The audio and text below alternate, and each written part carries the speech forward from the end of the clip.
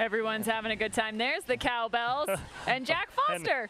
Jack Foster is hiding back there. Jack Foster, and that is Amanda Hendry's mom too, sitting next to the left on your screen next to Jack.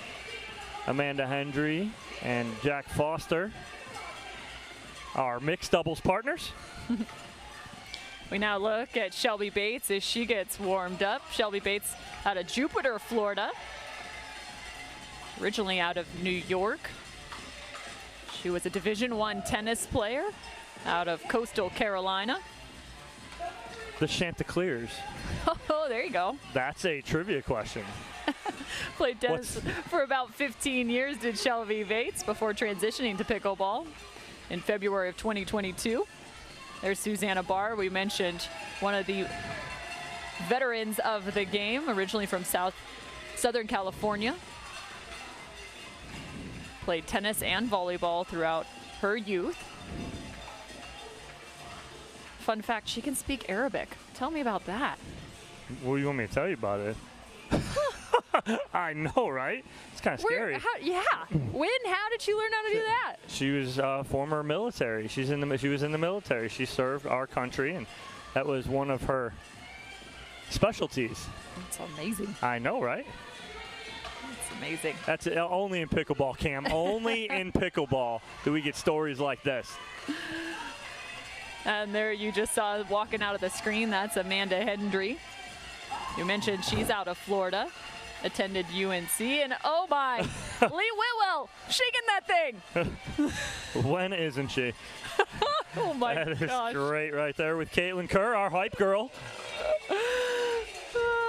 Question is, who's got better moves? I'm not sure.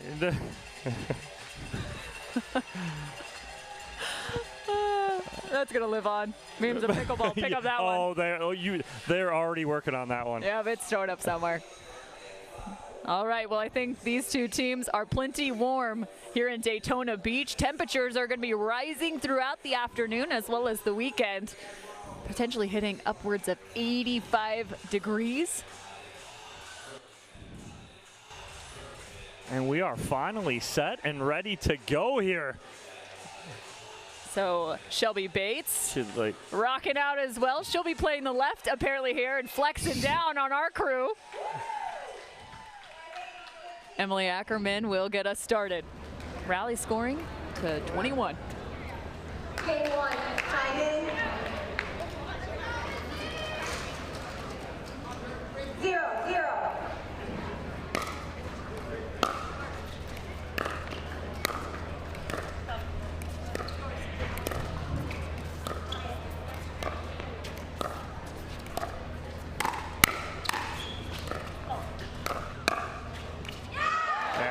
Spot in the middle from Susannah Barr, and I think right off the bat we saw Ackerman and Hendry going cross court. I think that's going to be the matchup to watch here early on, is Ackerman against Hendry. 1-0.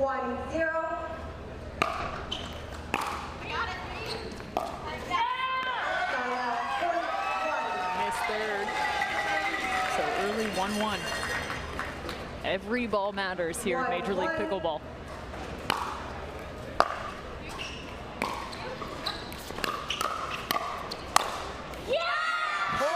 Ball back to the line. Shelby Bates with a wicked forehand. With authority down the line and the huge fist bump. 2-1.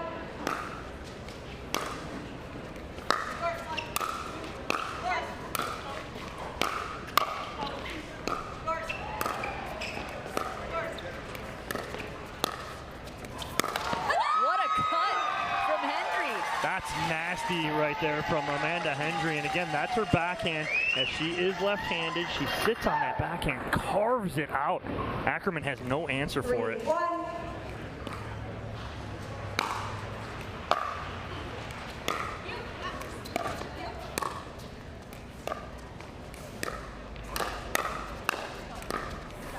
Barr with a nice speed up.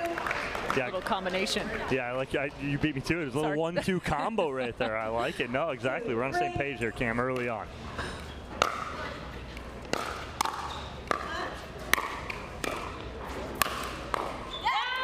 Barr had a nice dig reset in the middle of that. too much pace, though, from the DC Pickleball Team. It's going to be tough for Ackerman if she wants to speed up. The answer is not going to be to speed up to Shelby Bates. She's going to counter very well and very aggressively. If she's going to speed up, she's got to go at Hendry. The angle, but that's not easily done. The cross-court speed up can be very dangerous if not pinpointed perfectly. Right, exactly. So she has to aim inside hip, which would be Amanda Hendry's left hip. If she aims outside of that, you flirt with the sideline, the ball's going to go out of bounds. So currently just trading points here, 4-3. 3-4. Make it 3-4.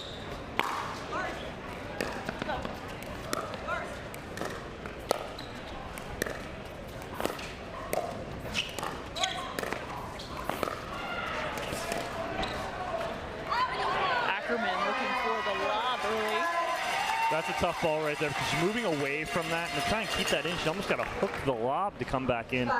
She doesn't, goes flat and goes long and wide. That's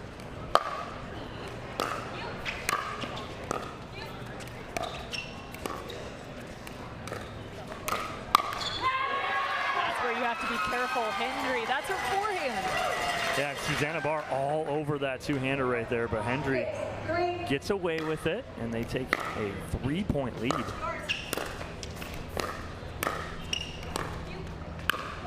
And Susannah Barr again finding the middle. You have to imagine the new partnership of Bates and Hendry. They're going to look to find the middle between the two of them. Yeah, absolutely. And Amanda Hendry does favor her backhand a little bit, so the forehand, not to say it's weak, but it's weaker. Her loves her backhand. Oh, wow. Speaking of a forehand, Susannah Barr out of the air. That's a huge forehand in the middle. I thought she was going to let that bounce. You watch her just attack this ball out of the air. Tons of topspin, gets it down, back within one. Oh, I think Susannah Barr might have gotten away with one right there. She looked to work to the forehand side, popped up, and I think it surprised Shelby Bates just a little bit. She didn't know what to do with it. It was so high.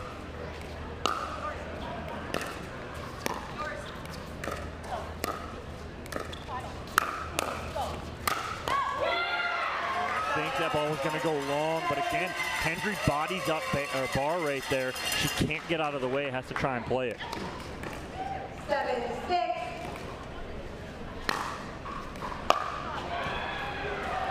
Oh, and that took a funky bounce. I think it skipped right off the line. That's as close as you can get it right there off the paddle of Susannah Barr. Just never came up to Bates. 7-7.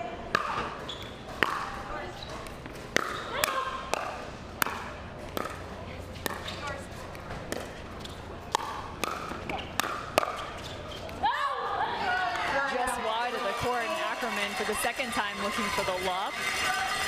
And I think that was a good lob. It actually set them up nicely, and Barr just got handcuffed a little bit on that block to the sideline.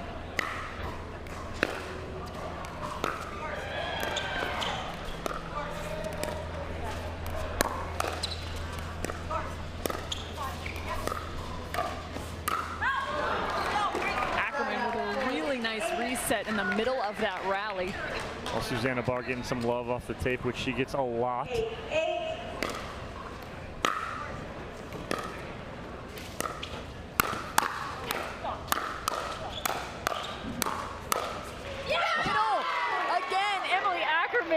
Jumping up and down. What a firefight. And again, that's one of the best parts about women's doubles. These ladies go toe-to-toe, firefight right in the middle of the court. Ackerman coming out on top.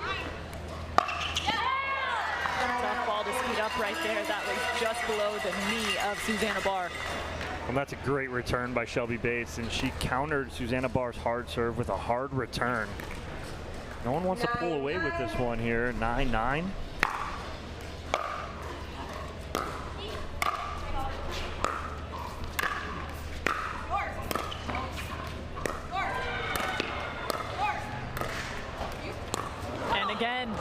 Middle. This time it's with a dink. As Coach Cameron is all over it as she is calling that middle. She called it early, and Cam, you're right. That's the third mistake in the middle from Bates and Hendry. And I would call that the fourth as we now switch sides, because that was off the backhand. She tried to hit that, and that typically is her forehand side. So just miscommunication there in the middle. Yeah, we'll change ends here at 11, and Slice take a 2-point lead. This is probably our biggest lead of the game here at 2. As Cam checks. So we had a 3-point lead for DC, so a good comeback there for the Slice. But again, as you pointed out, Cam, that middle seems to be the issue right now. As you know, I pointed out early that Hendry does like the backhand. She loves that backhand, will sit on that, and she tried to hit that backhand in the middle right there with the mistake. We'll see if Chicago kind of exploits that here in the second half of this game. Well, and you saw Sam Querrey as well as Stefan Auvergne. And Evert actually played in the premier level alongside the hard eights as he was filling in for Riley Newman. Yes, he was. Yes, at Mesa. I'm trying to go through the list of names. Yes. There's a lot of them. And speaking of 2 more, there's Ryler DeHeart and Connor Garnett as they also get a chance to talk with their teammates. Was it not the hard eights? Was it the hard eights that he was filling in for, Auvergne?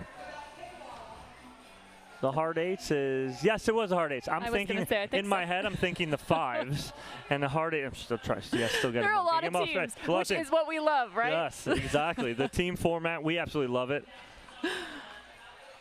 Both in the challenger level as well as the premier level. I don't know, they love the DC Pickleball Team, as do we. Ladies back out on the court, 2 points of separation. Here come the cowbells. I just like the Hootie Hoos from Las Vegas. Night Owls. And a helpful ball just off the net cord. Yeah, Ackerman gets a little love off the tape right there, and a 3-point lead here for the Slice. 12-9.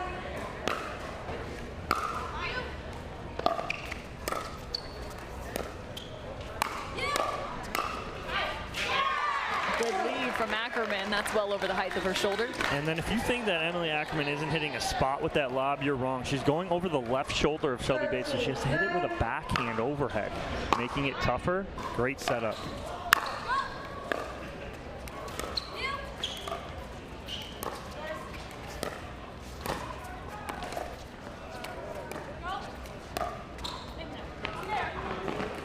A perfectly placed lob, and by the way, it was still in the middle. You PB2'd again. It was, because what happened, Bates called it when they got back, and then she backed off it because she thought Hendry was going to hit it too, Cam. 10-14 with a side out. 10-14.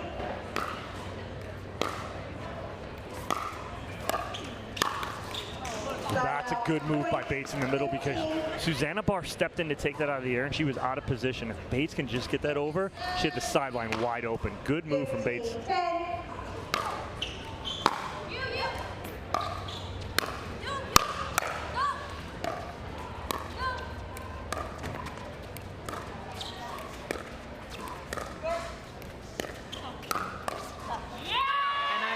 The adjustment there from Hendry. She gets 2 balls to her backhand side, and then finally the forehand, and she was ready.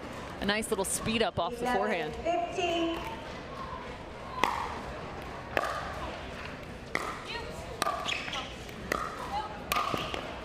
Wow, what a forehand there from Susannah Barr. Again, such good pop, great wrist action, and watch the placement of this overhead too. She hits such a good angle. That ball's going towards the sideline. Always not about how hard, but it's about the placement of where you hit that.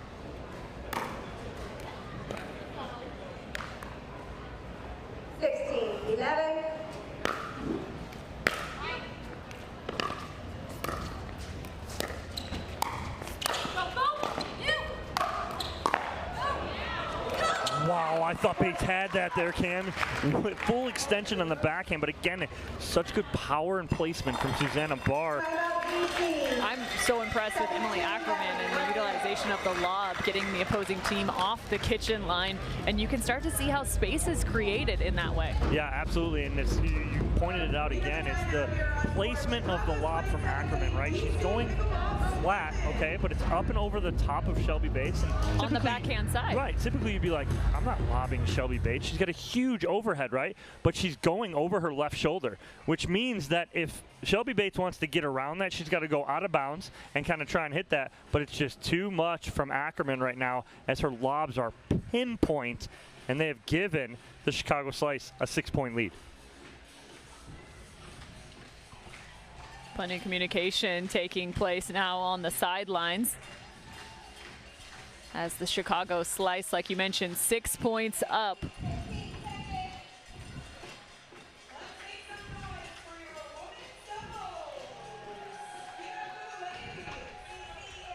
Hendry and Bates have some digging to do to get out of this hole. Time in. 17-11.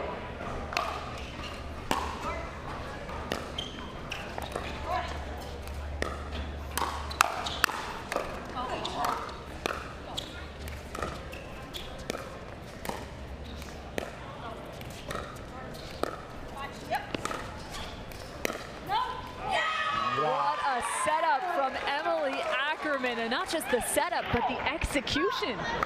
You know how easy it is to overhit that ball in the middle right there because it was so wide open? She just placed it perfectly after she pulled Hendry wide on her backhand side. Such great point construction. And again, Susannah Barr has had 2 shots just like that where she has done a little bit of damage. That time, that high arm slot.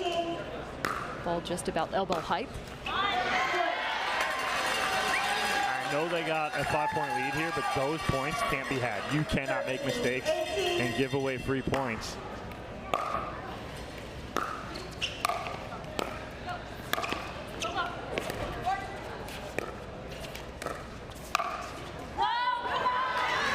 Ackerman let him off the hook there. High bouncer on her forehand side, right there. Yep.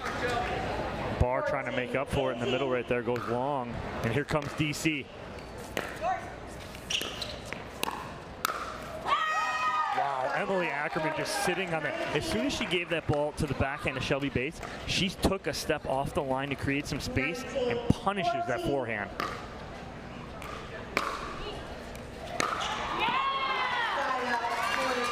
Ackerman does like that 2-handed backhand drive. I've seen it a few times.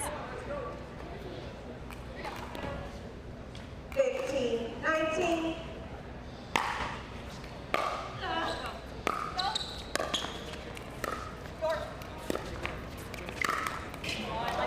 And we have yet to see Hendry do that, stepping back off the kitchen line for the speed up. Yeah, she's trying to make something happen there, but again, off the tape, and it is game point for Chicago here. And they get it done. So the first point on the board for the Chicago Slice at the hands of Ackerman and Barr. And it goes right down the middle, right on cue. They've exploited that middle early on, continued to do it throughout the match, and then right there on game point, drive down the middle, and there's the game.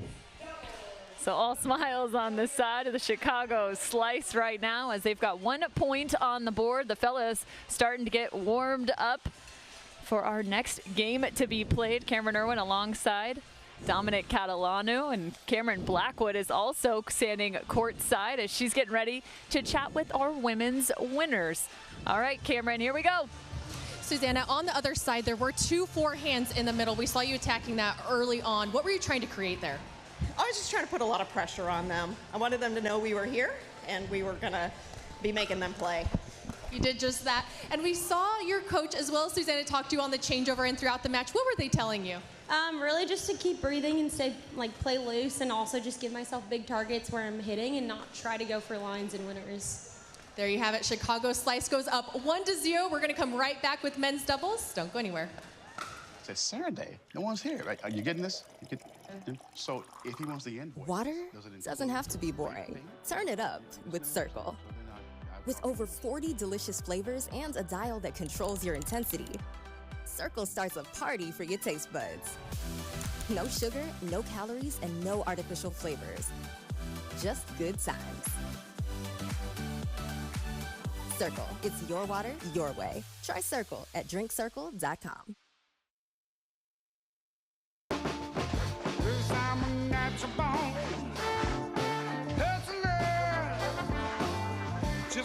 my mama said, hard times and that good way that you're born.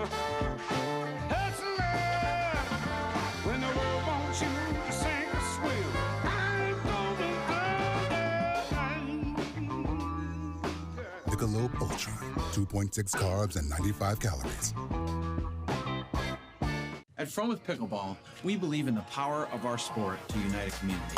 We have introduced hundreds of people to pickleball by funding a 10-court public facility in our hometown with leagues and lessons to make everyone feel valued. We take that same approach to our business with personalized customer service and same-day shipping from our huge inventory.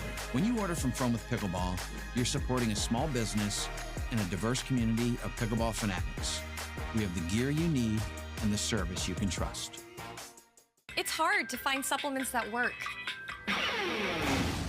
No, thank you. You need supplements that are backed by science with natural and plant-based ingredients and that are third-party tested. Because cleaner is better. Like Ora Organic. Plant-based supplements made from the Earth's most powerful plants for your immune health, gut health, workouts, and more. Find out more at oraorganic.com. Caitlin Kerr might want to take up some singing because she just sang Connor Garnett happy birthday, as today is his special day, playing alongside Ryler DeHeart, Cameron Irwin alongside Dominic Catalano.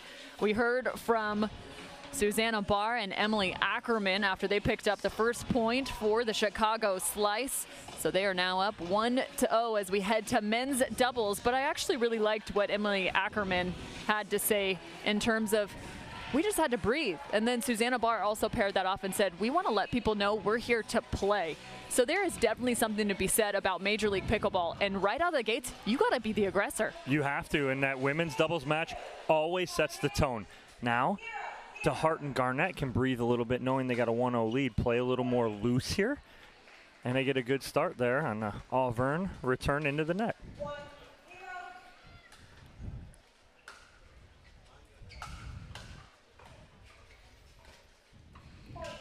Ryler DeHeart will play the right side as he is a lefty, as is Auvergne.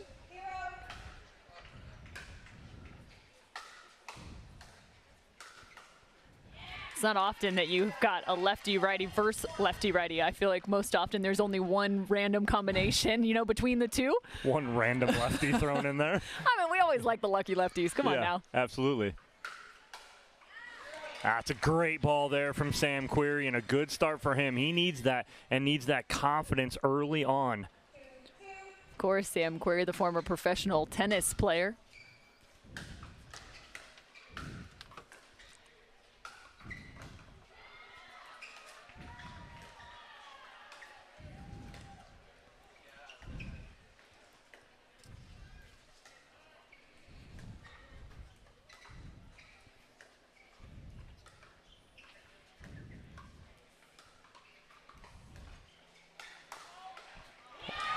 Oh, what a slide from Sam Querrey. Great defense by Querrey right there as he gets around the forehand here. Watch him slide to his left, gets around the forehand, gets that ball back in play. Great counter from Querrey.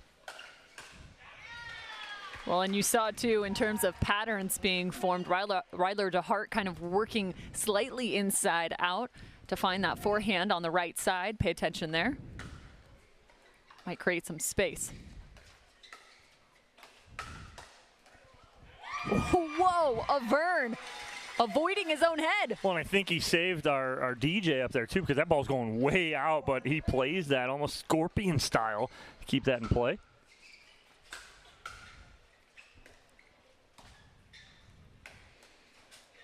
And taking an early shot to the middle, Auvergne. Yeah, nice little two-handed backhand there from Auvergne. He set that up with the previous points as he went soft continuously. Now pulls the trigger in the middle. Auvergne out of Austin, Texas. Originally born in Virginia. And I think that's the play right there. DeHeart and Garnett need to get Querrey involved. They need to force the pressure on him. Auvergne, a very steady player. Let's see what Querrey can do.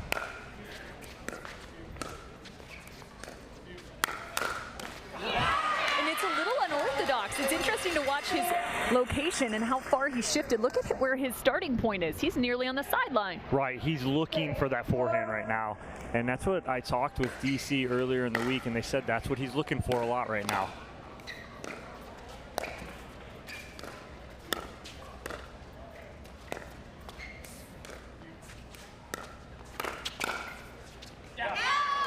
Space found, but one of the ways in which he is able to play on the sideline is because he has a lefty partner that can help cover middle. That's why he's allowed to move that far. Yep, he's got a lefty, and Auvergne is every bit of 6'3", 6'4", too, so he covers a lot of space with that forehand in the middle.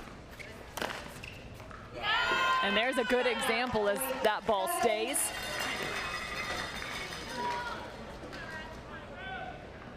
Seven, 5.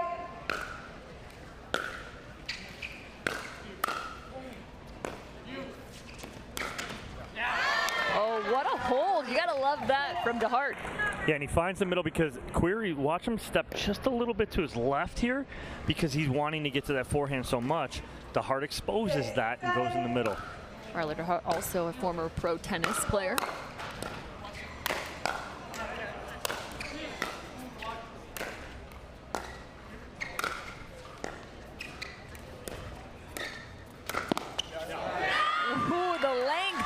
Sam Querrey, the Ernie on his forehand. Yep, and that's exactly what Querrey's looking for right there on that left side.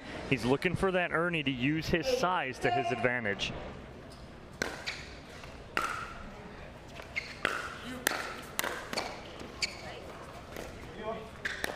The switch and the switch back. And Connor finally takes a shot. You're wondering, one of his biggest weapons is his two-handed backhand. Loves to speed it up off the bounce. 7, 8.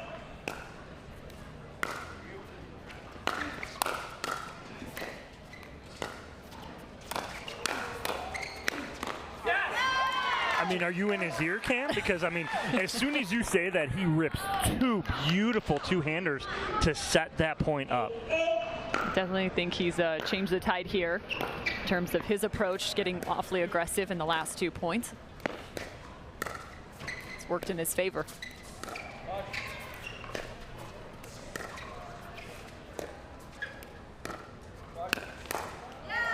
And that's exactly what Auvern's trying to do. He's trying to expose, and not in a bad way, but DeHeart's weakness right now is his backhand. He's not really comfortable going there. That's why you see him running around that forehand. So when he gets into that backhand dink, Auvern's trying to expose that.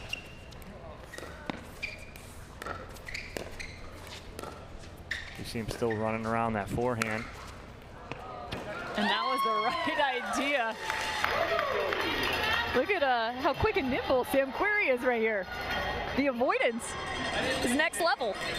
So they were, both Garnett and DeHeart were saying that they thought that ball hit Querrey on the forehand pull from DeHeart. So it looks like we're going to have a challenge here, Cam, from Chicago, because they're pretty confident that that ball did clip the jersey of Sam Querrey as it went by. So they're going to have a conversation right now to find out if we for sure are going to challenge. Do a video challenge on whether or not the ball. Yep, so they are challenging here. So in the rally as stands is 10-8. We will now proceed to video review. a good challenge here. Again, you're trying to gain that momentum. We're almost halfway through this men's doubles game, so we'll see what happens here as they're challenging if it did clip Sam Querrey on the way by. But I do like that pull from Ryler DeHeart because Querrey's shifting to that sideline constantly. I mean, DeHeart, if he didn't hit him, he missed him by a fraction of an inch.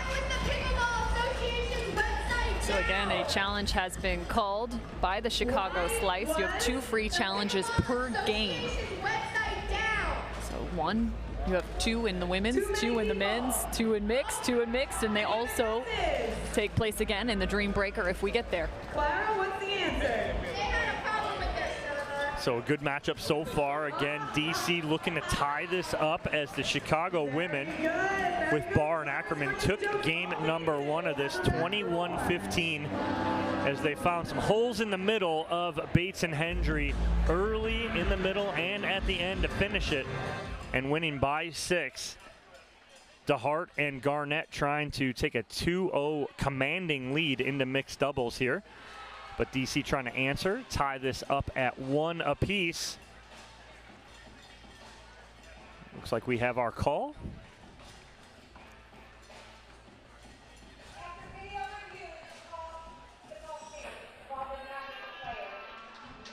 So call does stand. So that now means that the Chicago Slice have one remaining free challenge as you take a look at the replay for this game.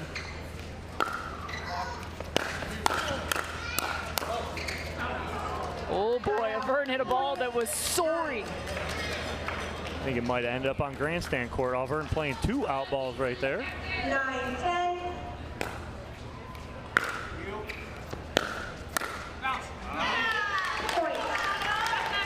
A two-hander from Garnett that Cam talked about and mentioned. Needs to use that as a weapon.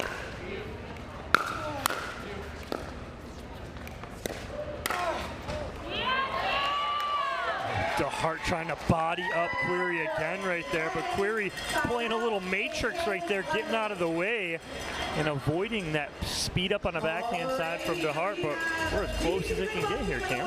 Just a 1-point game as the DC Pickleball Team has the advantage.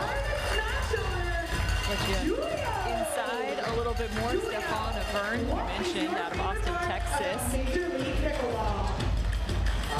Get this, was also a French National Call of Duty 2 champion in 2006. That's maybe one of the most random and fun facts I have ever seen. As you now take a look at the group standings, Group A, B, and C.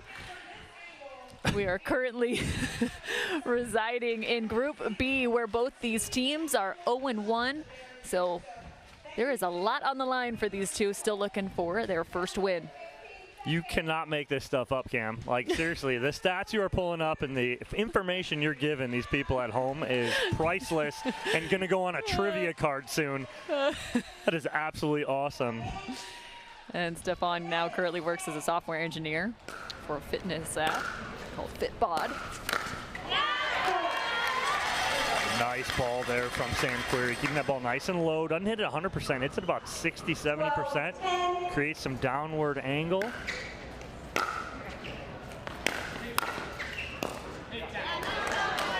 A missed contact there, you can see from Auvergne. 11-12.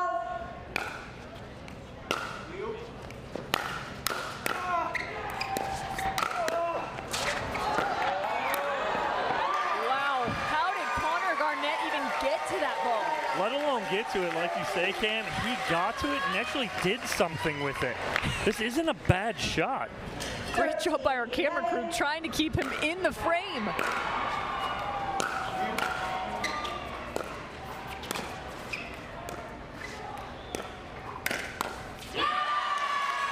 liking some of these speed ups from Auvergne. Yeah, such a good pull in the middle right there, and he does it off the bounce, nice and easy.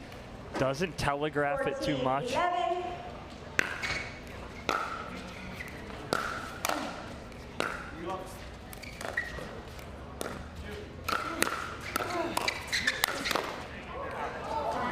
Just wide, Connor Garnett again trying to assert himself a little bit more here. Known to be a fantastic singles player. He made his mark early in his professional career on the singles court. Told me just before this matchup, he's really been working on that doubles game though. So there's definitely a learning curve there. 2 totally different games, different strategy, everything about it.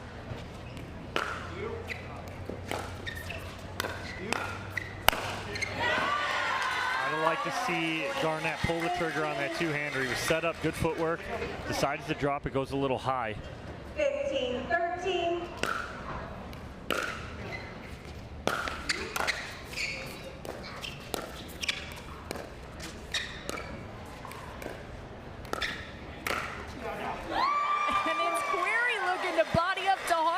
And he does, right off the chest to Ryler DeHeart here with this little forehand roll. You watch Querrey set this up nice, takes it out of the air.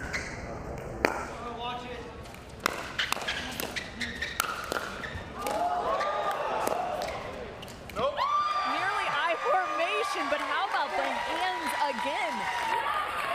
Sam Querrey feeling really good right now, keeping that ball right there in. He's falling off in the front row almost. Little half volley from Sam Querrey defensively. Ryler DeHeart ends that momentum quickly, but down by 3 here. They need to get on the board, get back in this. 14-17.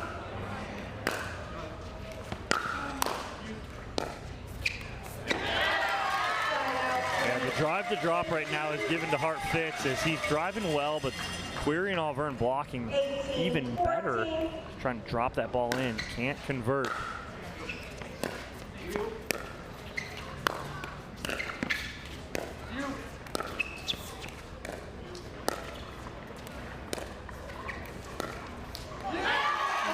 on, trying again to find the backhand side of Ryler DeHeart. It looks like we're going to get a timeout here from Chicago as DC has extended that lead to 5 here, trying to even this matchup here at 1 game apiece heading into mixed doubles. 19-14, and I want to go back to just some of the system that's being played between Querrey and Evert. You gotta love the righty-lefty combination, but oftentimes you might not see teams utilize what the lefty and righty combination can bring about, and that's the fact that Querrey is able to shift over and cover so much and be a presence with that forehand. It's so deadly, and when he lets Auvergne play freely through the middle, that's something that they are doing and executing at a really high level right now. Yeah, and absolutely, when you're trying to get to the DeHeart backhand too, what it allows is Querrey to step outside that sideline and almost look for that Ernie, and it puts so much pressure on DeHeart to be perfect back cross court to Auvergne, where he's sitting with that forehand in the middle, and he's executing so well and giving them a 5-point lead here late in game number 2. Length of Sam Querrey definitely playing a factor. 19-14.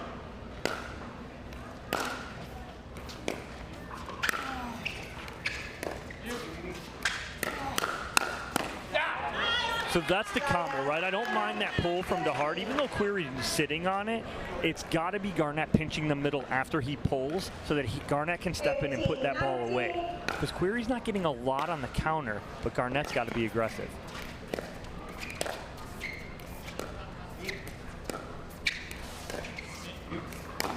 Looking to go off the bounce, didn't find as much spin as he was hoping for. That's a little overly aggressive right there. 20-15.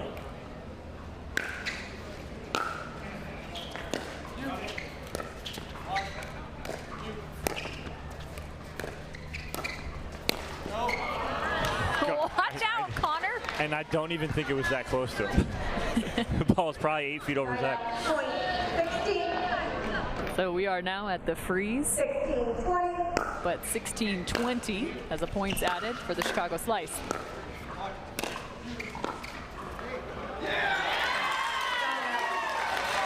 they get the ball back and another shot at game point. 20-16.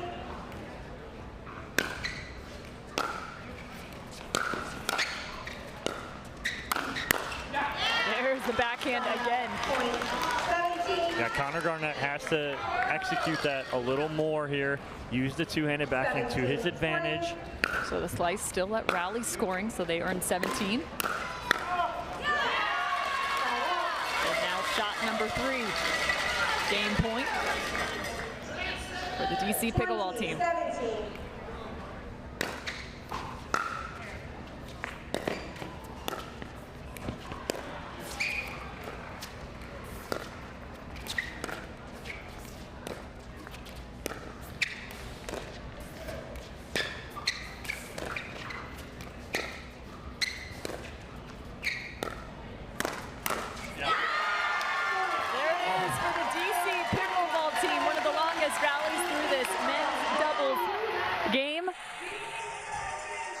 I mean, DeHeart got everything he wanted right there. He had great patience throughout that point. He got a ball up that he could handle. Just comes down too much with that wrist on top, and DC evens this bad boy up at 1 game apiece. So both of these mixed doubles matches will matter here. Oh boy, 1 apiece, so we will be going at least through these mixed doubles matches. find out who will pick up a win here in Group B. The DC chants are loud right now on championship court. Very impressed with the improvement and level of play from both Auvergne and Sam Querrey playing alongside one another. Cameron Blackwood now standing by with the winners. Stefan, you guys look like a completely different team out there. What adjustments were made from Mesa to now? I think we got here early. That helped a lot to practice a little bit. And I think today we found a good groove, and so we were able to close it out. And Sam played great, so I'm super happy. And talk to me about you have 2 forehands in the middle, which can come in an advantage, but how much does his court coverage in the middle allow you to capitalize on that left side? Oh, it's great. I could shift over like 4 feet. You know, he's got the lefty wingspan, so it's really helpful for me, and it suits well for our team. There you have it. DC takes it up. It's 1-1 tied up. We're going to head into mixed doubles. We'll be right back. Don't go anywhere. Oh my good Lord, what a feeling. All of this joy I've been stealing. We all need someone that can make us believe. So call me a man on a mission. I'm guilty by my own admission. Locked up but I break free. No change could ever take me. Can't stop, won't stop, don't stop now. The Pro XR pickleball paddle answers the age-old question of how to get paddle speed and control with the same paddle and one grip, and this is it. Pro XR gives you more spin, greater control, and quicker reloads on every shot in the game, because you always have that constant feel for that leverage and control and paddle speed that we're all looking for. Pro XR is the most revolutionary technology in pickleball.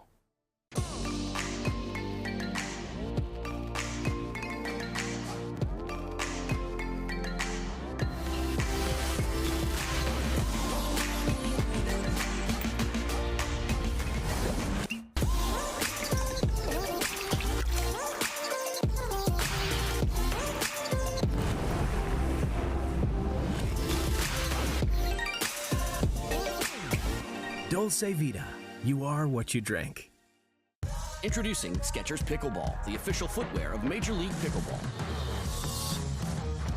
They're ultra lightweight and responsive for incredible speed. They have Goodyear rubber outsoles with a specialized pickleball design for increased side-to-side stability and agility.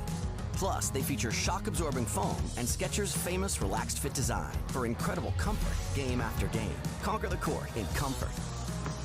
Skechers Pickleball, the official footwear of Major League Pickleball.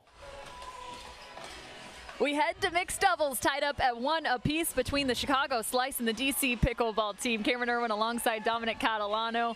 We heard from Querrey and Auvergne after they picked up the men's game and tied things up at 1-1. So now we head to mixed doubles. It's going to be Stefan playing alongside Shelby. They will face off against Connor and Susannah Barr.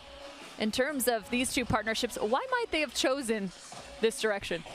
Well, I think both teams have put their veteran teams on the floor first. And so Bates and Auvergne are the veteran team on the DC side. They had to set their lineup first.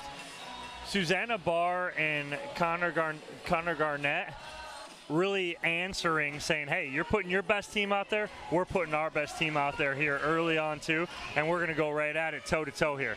Well, speaking of toe-to-toe, how about head-to-head? There's a look at some of your team duper ratings and the power rating as well. So it's knotted on the side of Garnett and Barr with the advantage, 56-44. And as we've seen in past, sometimes these numbers get thrown right out the window. But again, we love seeing that head-to-head matchup and win probability from duper. So we always appreciate those stats. And as a reminder, the Chicago Slice are the home team, so they responded to mix, so that's where they had the advantage. DC Pickleball Team, the away team, so if we go to a Dreambreaker, that's where they will have the advantage in responding to the lineup of the Chicago Slice.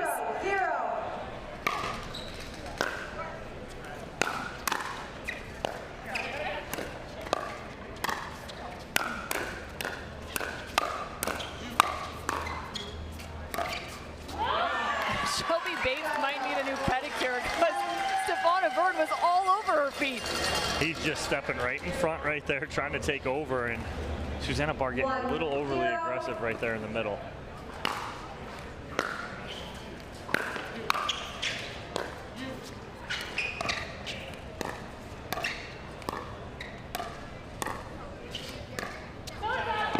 So the matchup to watch is Barr and Bates. They're right up face on each other because Auvergne is lefty. So that puts him and Connor Garnett face up on each other.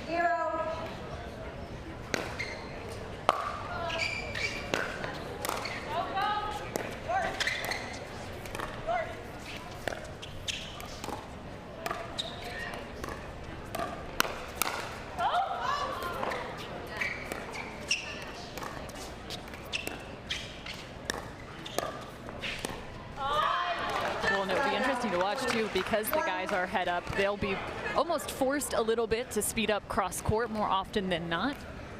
1, 2. And what you're going to see too is both of those guys pinch middle hard.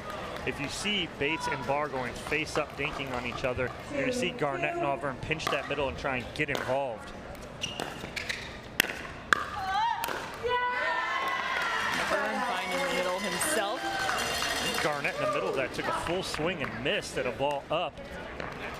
If he connects with that, that point should have been over. 3, 2.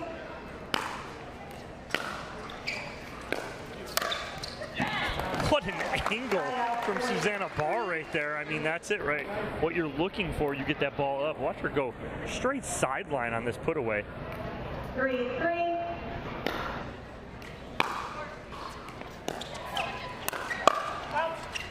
Ooh, Shelby Bates. I think in pickleball now, the skill of avoidance has become critical. Getting out of the way of the ball is something that's not easily done.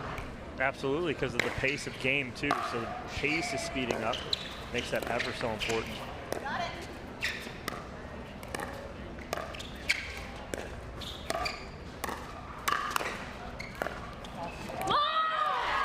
Exactly what Garnett needs to be ready for. He needs to be ready for the counters. If Susannah Barr speeds up, he just needs to keep that ball in play and wait for the right moment.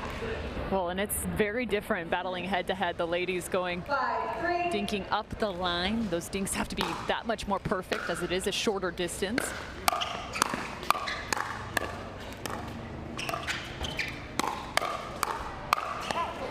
Oh, and it clipped her paddle. Tags Shelby Bates, and again, I'm going back to the avoidance part. She was trying to get out of the way as this ball could have sailed long.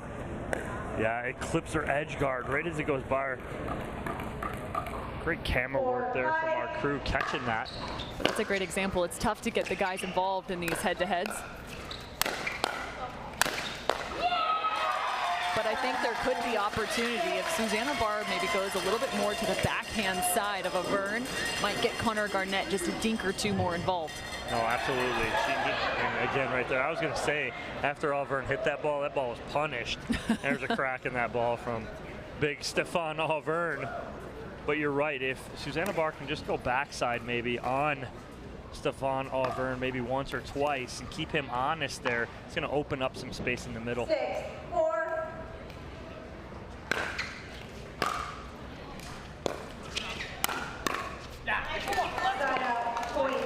That's a key too, right? For Chicago, they need to return Auvergne, keep him back, and then Garnett can pinch that middle and put pressure on Bates. It's the same thing here for DC. As you see them go to Garnett, keep him back. All about execution here, though. Yeah, so if you're maybe new to pickleball, you might be wondering, well, why are you letting a guy hit the third shot, but keeps him at the baseline?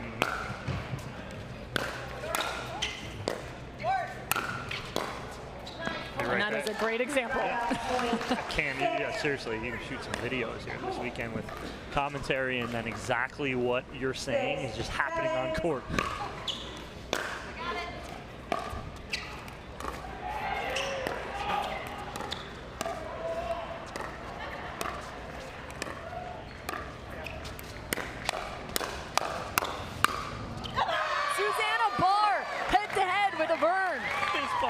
Auvern's face. But again, watch her here. Watch her see her step back. She took 2 feet of pace off that ball because she steps back as she read the speed up from Auvergne.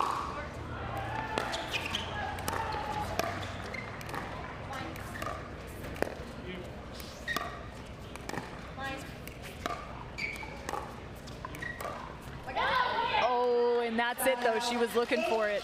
Oftentimes in the game of pickleball, you don't want to dink to the same location 3 times in a row. So you just saw Susannah Barr go up the line, then try and find that backhand side to find a little bit of a different look. And getting her partner involved as she just misses the return there. So another point on the board for the DC Pickleball team. Big serve there from Auvergne. I like it. Very aggressive, putting pressure on that return.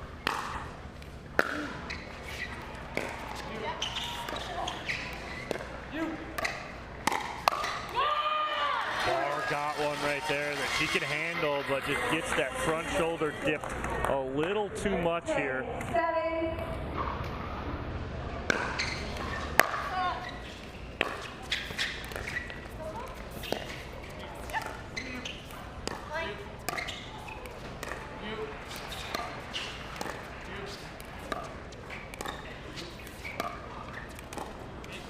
And this time she does go 3 in a row. Goes right to that backhand of Bates almost 3 or 4 times in a row right there, and finally gets the mistake from Bates.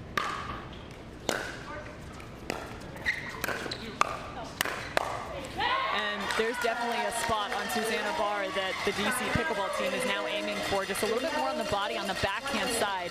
She's looking a little bit more to reset, not getting quite the punch out of the way. I wouldn't be shocked if you saw Garnett start to steal a few more of those on the left side of Susannah Barr. Would love to. If she is going to extend, right, if she can step to the right and get that two-hander where she gets power on it, that's fine. But when she's getting jammed up a little bit right there, he does need to step over, does Garnett, and take those on the forehand side. So we are at the change of ends as you see a profile now on Garnett out of Orange County. He played Division I tennis at Santa Clara University, and then get this, he got his master's degree in finance and investments at the University of Nottingham in England. I'm surprised he doesn't have a little bit of an accent now. Come on now, Connor. My goodness, where Cameron Irwin pulls this stuff from is unbelievable. So he is an investment banker, Garnett, so not just a professional pickleball player. He's smart with his money, too. Well, he's going to be getting a lot more of it as he continues to rise through the ranks of professional pickleball. Maybe I'll have him do some investing for me.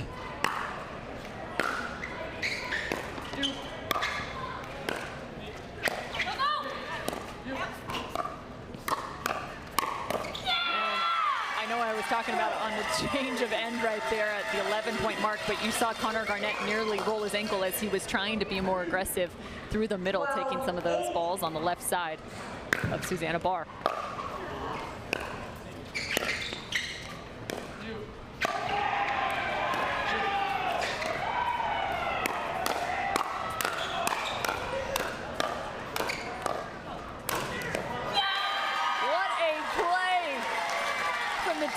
Pickleball team. That's just great pressure, continuing to put that pressure on, finally getting a ball so they get down at the feet of Susannah Barr, and they take a 5-point lead here. That is what you call an aggressive return there from Garnett, putting a lot of pressure on Auvergne. But they need to string a couple points together here in a row and get back in this.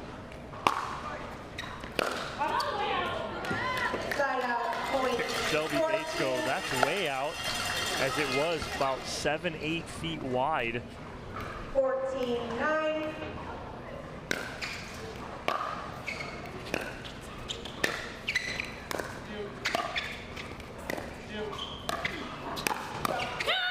How about that? Bates reaching in. Well, she pulls this ball too from a spot almost off her shoe tops. I think it surprised Susannah Barr. A great pull from Bates right there. 15-9. Again, a reminder, these two teams are knotted up at 1 apiece in terms of their match score. So the women's doubles competition went the direction of the Chicago Slice. The men's doubles, DC Pickleball team. This is just the first mixed doubles competition for this match.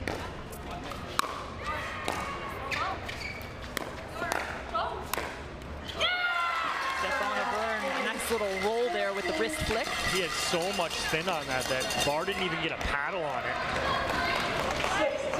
16-10. working with Selkirk.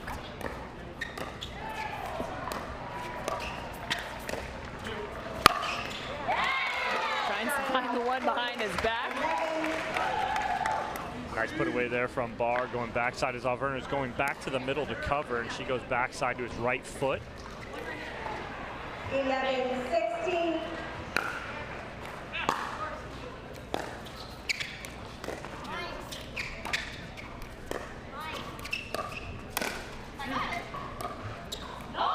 So much spin off the tape from that ball from Auvergne. As soon as Barr goes to hit it, just spins right off her paddle and goes wide. It's interesting if you're watching closely between those last few points. Susannah Barr looking at Connor Garnett saying, hey, we got to drop the ball instead of third shot drive.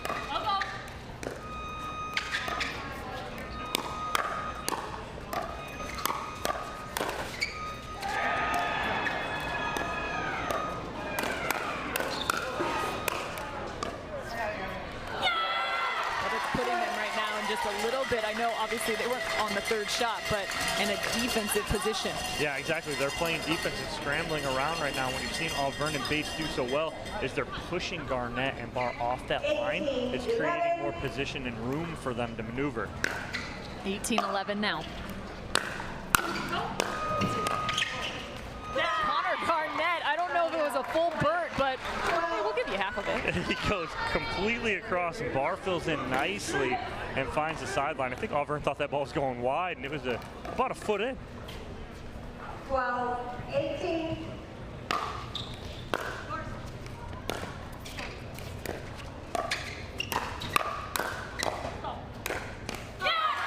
And it's the same thing. DC Pickleball Team looking for that speed up just at the left shoulder. Susannah Barr had a first really solid counter, but that second one came a little bit too quick.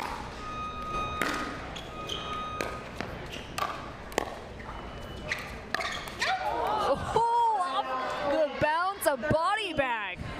So Susannah Barr just pulling the trigger going, hey, we got nothing to lose right here. I'm going right at the big boy. Bodies him up, left hip.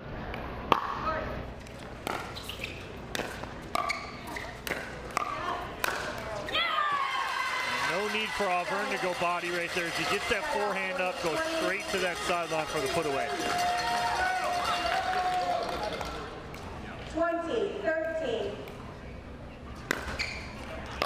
And there it is. So the first mixed doubles game goes the direction of the DC Pickleball Team. They are now up 2-1. Shelby Bates and Stefan Auvergne playing very solid. That's quite a lopsided score. It is, and I'm so impressed with Bates and Auvergne, what they did. It looked like early on Barr was in control of Shelby Bates straight up. Bates made such a good adjustment. Auvergne stepped over, made his presence felt there in the middle. Great adjustment from DC to take that game 21-13 and put themselves in the driver's seat. One more win, this one's over.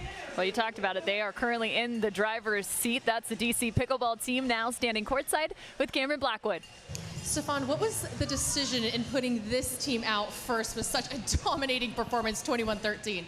I mean, I think I wanted to carry my momentum with Sam in my men's doubles, and I knew Shelby would bring the fire, so it worked out perfectly.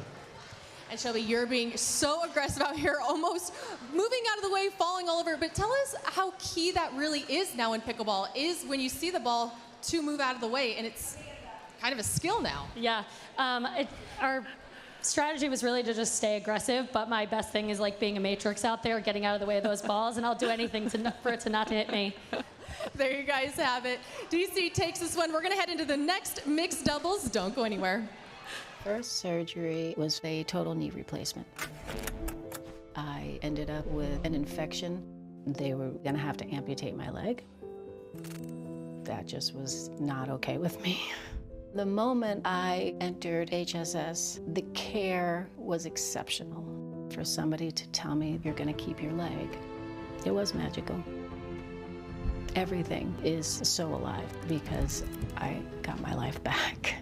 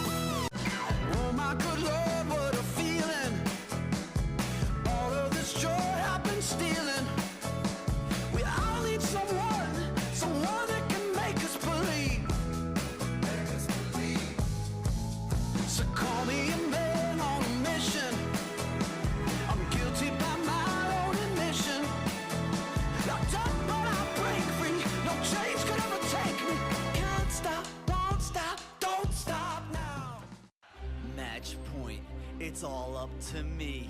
Nothing can get in my way. And when they ask, what are you gonna do next? I'll say, I'm going.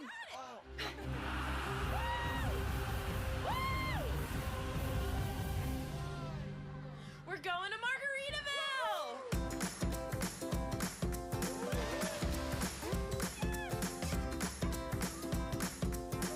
You can go to Margaritaville too. Visit MargaritavilleResorts.com.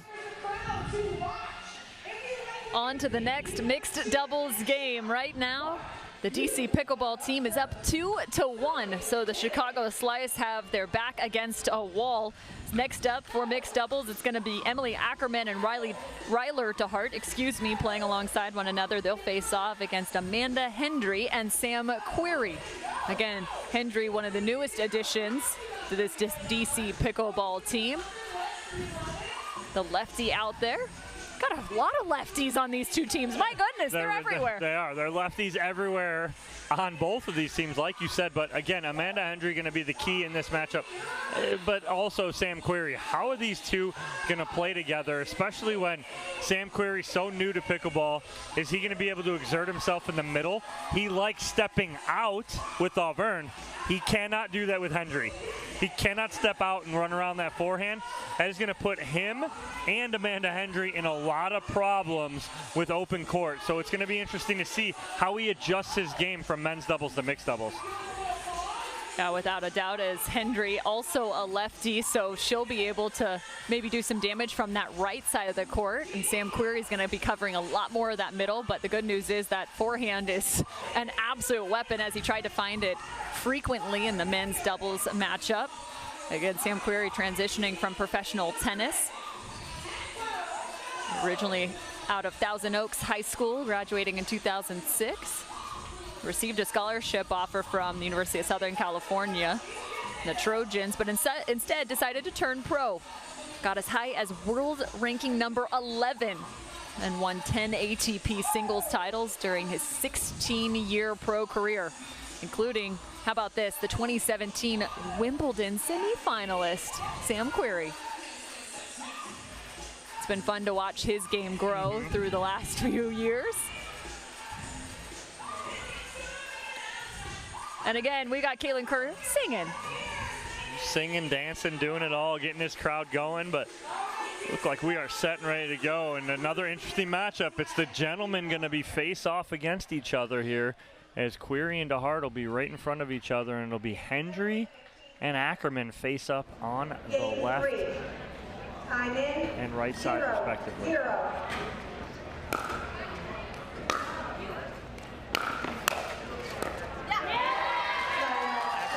Just a little miss there in the transition zone, the half volley at her feet. 1-0.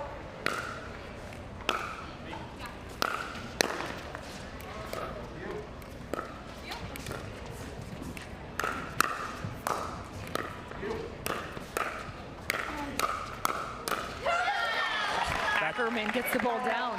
That's a steady diet right at Amanda Hendry, and you saw Querrey trying to get in there and get involved, and he just couldn't step in.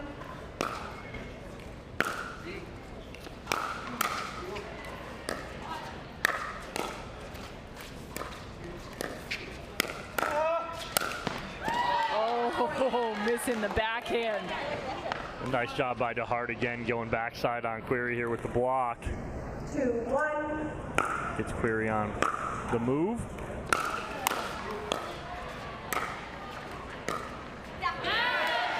And that's a ball right there, Ackerman. She can't miss in this match. Can't miss that. You got to have it. Your feet are set. You're ready. You're in position. Got to drop that in and work yourself up.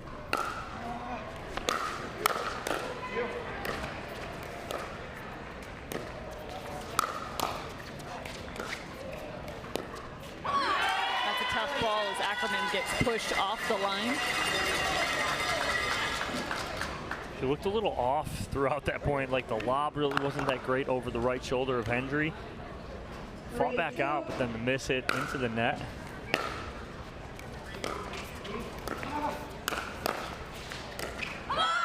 Well, and again, Querrey not afraid to work through not just the middle, but all the way to the right side. He's 6'6", and his arm span's even longer than that, as you can see here.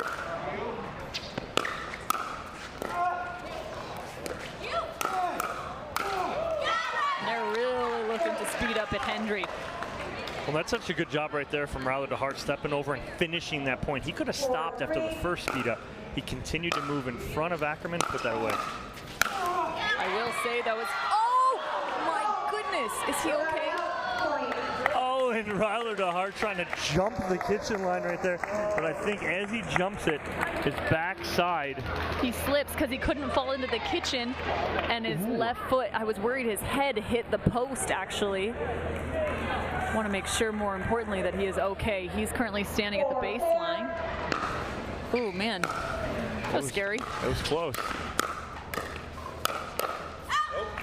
And that's where you don't want to speed up to. It's the backhand of Hendry. When she gets that two-hander going, that's exactly where she wants you to be. When Hendry's used to playing some defense, she was at UNC where she was a starting field hockey goalie. There's a ball from Querrey. That's a great move there from Sam Querrey as he steps right in front of Amanda Hendry, puts this away with the forehand. But again, he's got to pick his spots wisely, and right now he's doing a good job of that. That ball just never came up to DeHeart. And I will say, too, she wasn't just a field hockey goalie and was good. She was really good. The 3-time NCAA Division I field hockey champion, 4-time ACC champion. I mean, the woman knows how to play defense.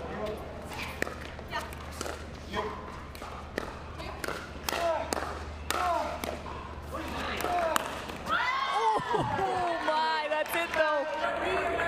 Querrey moving really well. Again, we were talking about, is he going to really step in the middle here? And he is.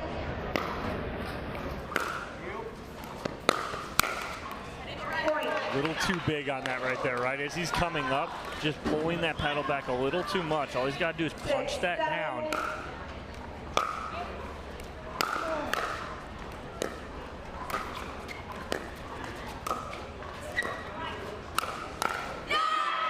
You know, what's interesting too is you see Jack Foster also sitting in the stands, but in the game of pickleball, yes, reach matters, right? Yes. It helps you reach into the kitchen, but at times in some of those hand battles, you got to get that much more compact, and having that longer reach can sometimes make it more challenging. Yes, absolutely. So you may overextend, right? Yeah. And so that's an issue too. You want to be short, compact, keep that paddle out in front, and just punch down and find an open spot instead of trying to hit it as hard as you can. 7-8. 7-8. Chicago sliced down by 1. What a drop from Ackerman. Instead of going flat to Hendry, she goes cross court to the backhand of Querrey, keeps it nice and low, unattackable. He pops it up. Good move from DeHeart.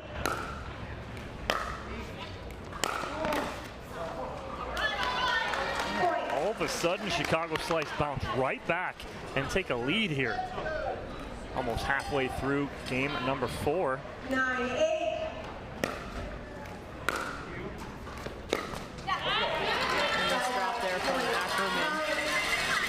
Also important to note that third shot, a little bit the hybrid that she had that was so good, a ball or two before, was right at the feet on the backhand side.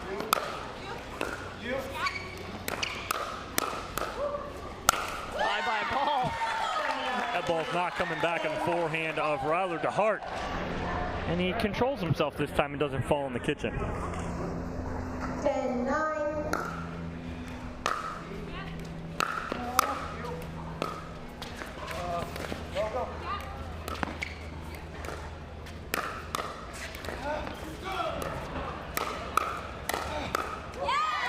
Cam, you were pointing out. What were you pointing out right in the middle of that point? I just think there's space on the side, the backhand side of Sam Querrey, because he is so tall now, as they do switch ends here at 11-9. Because he is so tall, it also means he has to get that much lower and reach that much further to cover and protect the balls down by his feet. And because he's also being so aggressive through the middle with the forehand, there's a lot of space to work with right now. Yeah, and you're talking about that quote-unquote, that hybrid third shot, where over the last year, 2 years, we've seen instead of the, oh, we're just going to drop that third, that whole drop third, kind of throw that out now. Those thirds are aggressive now. There's with a purpose, and that's what Ackerman does so well. She'll hit that two-hander cross-court drop where it never gets probably above like 5-6 feet and ends up right at her opponent's feet, where we can pop that up. She did it once. DeHeart came in post, got one. She did it in the middle of that point. Querrey did a good job of controlling it, though. But I think if we see a little bit more of that, keeping Querrey honest and out of the middle and to his backhand side from the third from Ackerman, I think that'll be the determining factor here for the slice. So many different things you can do from the baseline on that third shot. The drop, the drive, topspin, backspin, hybrid. So many different things. And this dink there from Ackerman. 10-11.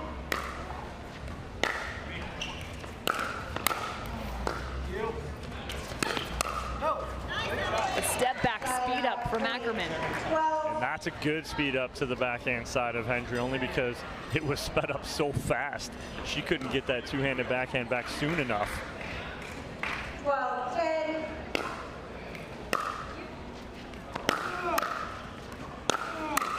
And it's hard because Hendry likes to counter so much with that backhand side. It puts her in an awkward position having to slide middle 13-10. because she's a lefty on the right.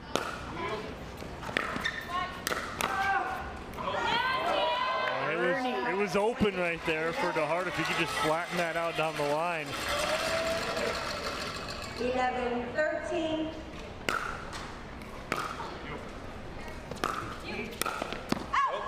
And that's the pressure of Sam Querrey right there. Yeah, he makes DeHeart try and be perfect on the line, where you see DeHeart right after that play, he points backside and goes, all I got to do is hold that and dink that back.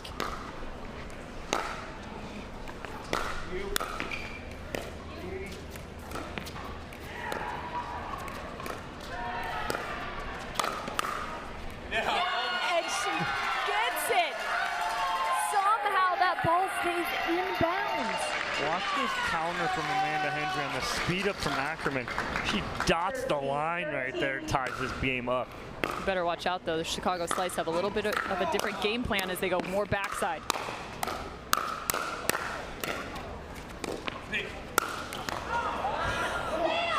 Yeah, no, wouldn't lob, Sam. 6'6" frame on a, I just don't see that right there happening, and it's to his forehand side as well. Maybe there's a bet on the line. Whoever can lob Sam Querrey effectively.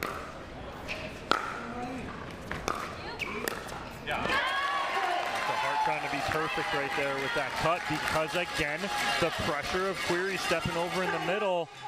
And now, all of a sudden, DC, all the momentum, they take a 2-point lead here on the timeout, trying to regroup and get back in this game because it is a must-win here for Chicago. Yeah, without a doubt. You see Ackerman, though, and DeHeart looking a little bit more to find the backhand dink of Sam Querrey.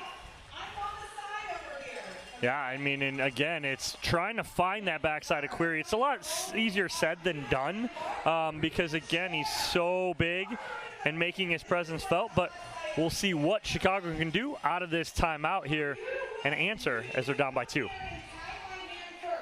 There's a look at Sam and where his duper resides. Now 6.06, 23rd in terms of his duper rank. 35 years of age, originally out of Agora Hills. Mentioned that world ranking of number 11 in professional tennis. Married to Abigail. Has 2 sons, Ford and Owen. Shelby Bates, Stefan, Auvergne trying to will their team to a victory here as they are up by 2 or up 2-1. So a critical juncture here, 15-13. And again, the DC Pickleball Team up 2-1 in terms of the match score. That mistake does hurt right there from Querrey in the net on the serve. Rally scoring a missed serve. Difference from traditional scoring methods. 16-13 now. Excuse me, 16-14.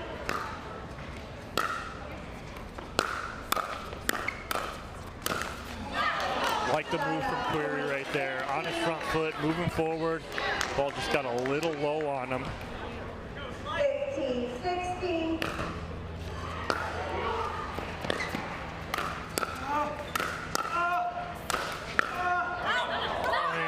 DeHeart was in front of it.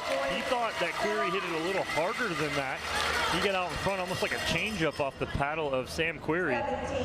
17-15. Oh, I like that drop from Hendry. That was beautiful. That's the right idea right there from DeHeart going backside as Querrey was pinching middle, but got to execute. Okay, that's back-to-back third shot drops from Hendry into the middle that have just been perfect. Just setting up her partner, Sam Querrey, both times.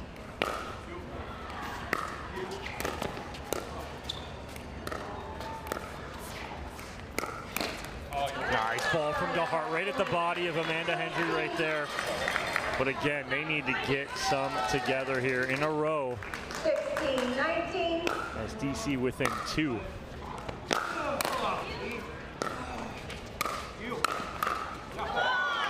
And again, they're going at the body of Hendry. Yeah, a little scorpion action tried there from Hendry. No luck. 17-19.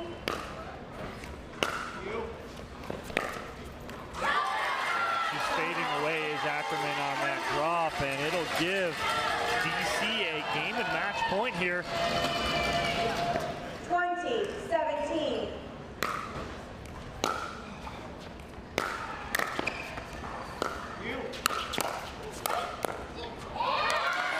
Nearly gets it off his toe.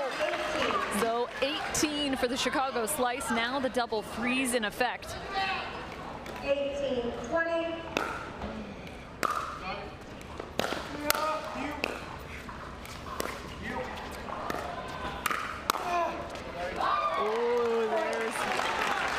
That's three body shots right there, right on Hendry over the last like maybe 5 points. They're finding a spot here, Cam?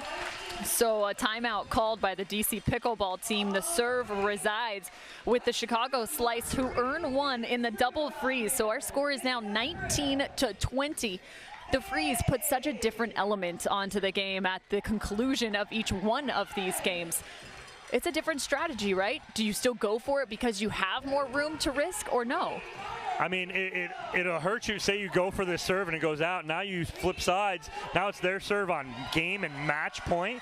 So it's not that you're going to try and overly go for anything here, but I think you still stick with your game plan. Again, Chicago needs to be aggressive here and aggressive at the body of Hendry. So I think that's what you're going to see. What does DC counter with as far as, okay, Amanda Hendry's got peppered 3 times in the last 5 points. What are we going to do? I would say, hey, Amanda, we need to step off the line a little bit. Give yourself a little more space so you're not getting jammed up. She's hugging that line. Maybe step back a little bit. There are no timeouts Let's see remaining in this how game. this one will shape up. Again, 19-20. 19. Looking to tie here are the Chicago Slice. And they do. 20 all. They are fighting to stay alive. Wow, what a setup from Emily Ackerman. A very crisp two-handed backhand. She didn't overhit. Great setup.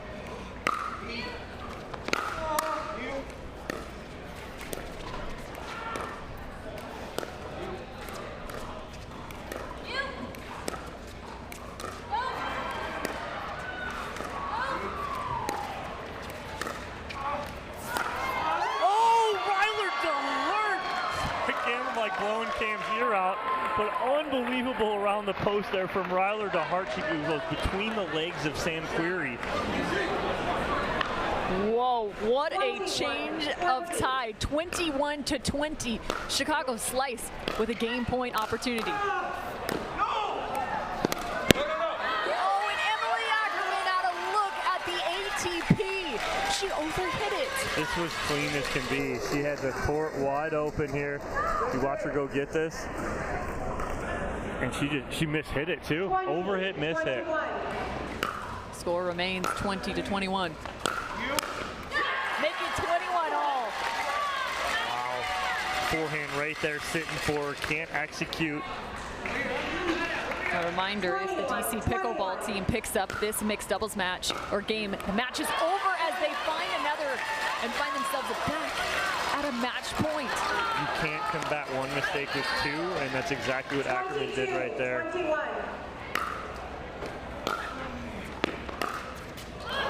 A little tight on the third there from Hendry, and she has been perfect with those late in this game. Going back and forth now in terms of the advantage. Chicago slice down.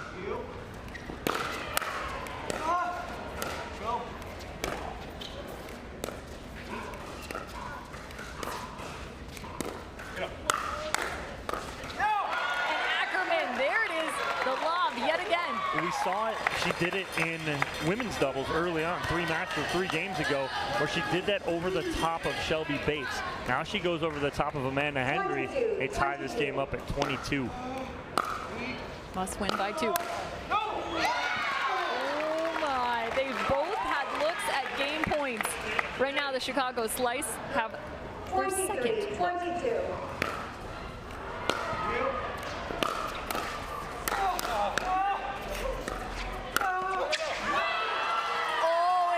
Long.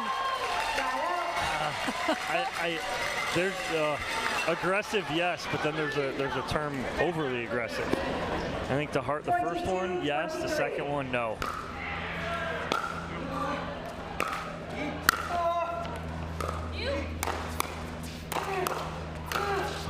I love the turn there from Ryler DeHeart. Just goes head to head with Sam Querrey and earns the ball back. You see him take something off that too to keep that ball down and low. 23, 22.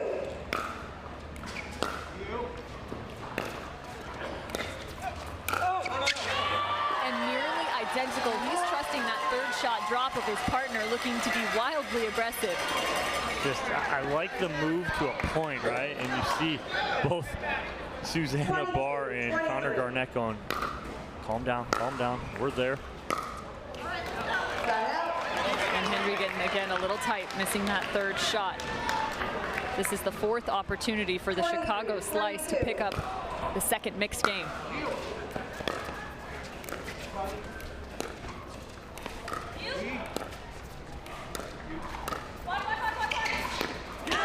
And it's out of bounds, so the Chicago Slice faced match point multiple times.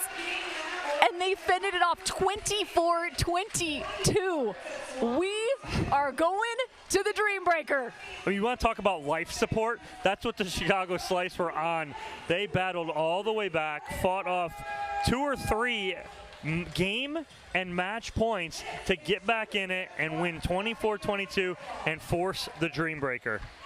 Yeah, they actually fended off 2 to be exact. 2 game and match points by the DC Pickleball Team, and they actually got there first. They got there at 20-17, if you can think all the way back to that. And nonetheless, it's 24-22 for the Chicago Slice. You want to talk about some grit? That definitely showed up at the hands of Ackerman and DeHeart as they now are courtside with Cameron Blackwood. Emily, a 24-22 win here, taking it to the very end. In those tight moments, you had 4 times to take this match, but what was key? What did you guys talk about before taking that last point? I mean, we wanted to slow the point down and just be a little bit more patient and kind of work the point instead of trying to force it. And Sam on the other side covers most of the court with his body, but how were you able to neutralize him and take this win? Had to start going behind him a little bit. He's so long, so he was just covering so much court, so we tried to go behind him a little bit, keep him honest, and then just go right at him because he's so tall. So. And it worked. Chicago Slice taking it to a Dreambreaker. Cam, back up to you. All right, a great job by Ackerman and DeHeart picking up the second mixed game, keeping the Chicago Slice alive. And again, in terms of this group, both the Chicago Slice and the DC Pickleball Team still looking for their first win in group play. Becomes critical as it now comes down to the Dreambreaker between these 2 teams. The advantage now resides with the DC Pickleball Team when it comes to the Dreambreaker, as they will be responding to the lineup of the Chicago Slice. 4 points will be played by each one of these 4 players before the rotation. So the rotations are set. You will face off against the same pro on the opposing side in each of those 4 balls and rallies played. we now await to find out who will be facing off against one another. Cameron Blackwood is tracking it right now for us.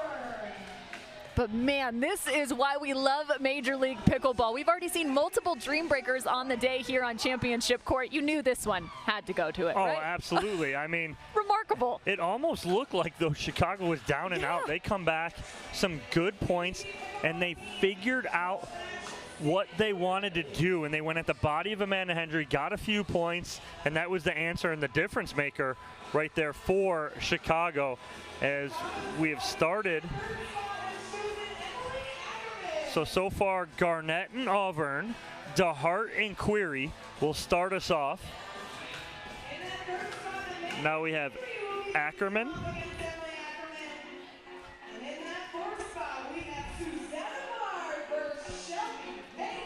So we have Ackerman will be taking on Amanda Hendry and Susannah Barr against Shelby Bates to finish it off. All right, so the lineups are now set. Again, it will be Connor Garnett versus Stefan Auvergne in the first rotation. Then DeHeart will face off against Querrey. So it's the guys versus the guys. Then we will move on to the ladies as Ackerman will face off against Hendry, like you mentioned, and Barr and Bates will close out the rotation. Oh boy, so if you were to look at these two lineups, who do you think has the advantage when it comes to singles? Oh my gosh, I mean, it's so tough right now because you're looking at Garnett and Auvergne. I look at that, I look at it could go either way. DeHeart and Querrey, I go a little more DeHeart because, you know, Ryler DeHeart's been playing singles a little more. I give him a little more of an advantage right there just because of experience-wise. Ackerman Hendry, I may lean a little bit more towards Amanda Hendry. Played a little more, has a little more experience. And then Barr and Bates, I mean, it depends on which one shows up for each of them because both of them then can be good, but both of them then could possibly be a little off. So that's the one that you're going to get maybe one, maybe two matchups with that, right, at the end, on the fourth end of that. And so that could be a really determining factor between Barr and Bates on the tail side of that singles matchup. All right, so again, we're heading into a Dreambreaker. Everyone warming up their singles competition. Now, if you're new to the game of singles, it's different, right?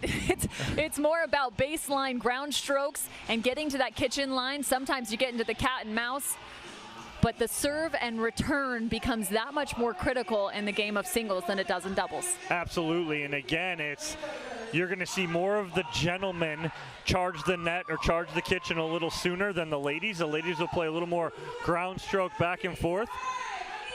But again, that's why we play the game. We don't do it on paper. We're going to see what is happening right here as Connor Garnett and Stefan Auvergne will start us off.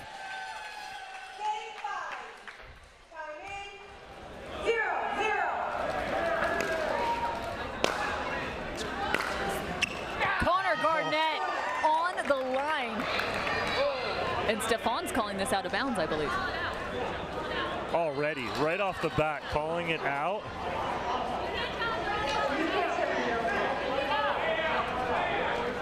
Okay, so this is one of the new elements to the challenge as well. You are not able to challenge your own call. That is a new part to the challenge. So Stefan Auvergne called the ball out of bounds. He attempted to challenge his own. The score as stands is 1-0. So Connor Garnett is going to challenge this. First point. This right here just shows how important points are in this juncture of singles. We are 0-0, and Garnett is already challenging the call, or the out call, from Stefan Auvergne. Again, 2 free challenges as we have now hit the Dreambreaker for both of these teams. So if a team makes a line call that is challenged by the opposing team and the call is overturned, the team which made the overturned wrong call loses a free challenge. If this happens, again, they will lose their second free challenge. And now it gets interesting, too, is if for any reason the team does not have any more free challenges left and a line call is overturned, the team who made the wrong line call loses a point. That's when it could get really interesting. Yes. That's when it can get dicey. And, you know, you start calling your lines a little tighter and making sure that you're deferring to the ball being in rather than out. Now to continue on, each additional overturn/wrong line call will result in a subtraction of a point. The team may, prior to the video challenge official reviewing the line call, also decide to change their own call to be able to not risk losing a challenge or a point if you've surpassed again that 2 free challenge point. Well, now all these players got warm, got ready, got loose, hit a couple balls, were set and ready to go, and now all of a sudden they have this delay with the video challenge. And I'm thinking it's a lot closer than we thought, Cam, because we're not seeing it on screen, and they're taking a little bit longer on this review to see what this call is. And again, if a challenge is made and the call is overturned, the team making the challenge does not lose a free challenge. So they will maintain their 2 free challenges. I hope you all are tracking this. Y'all taking your notes at home? I'm doing my best to describe it to all of you. Exactly.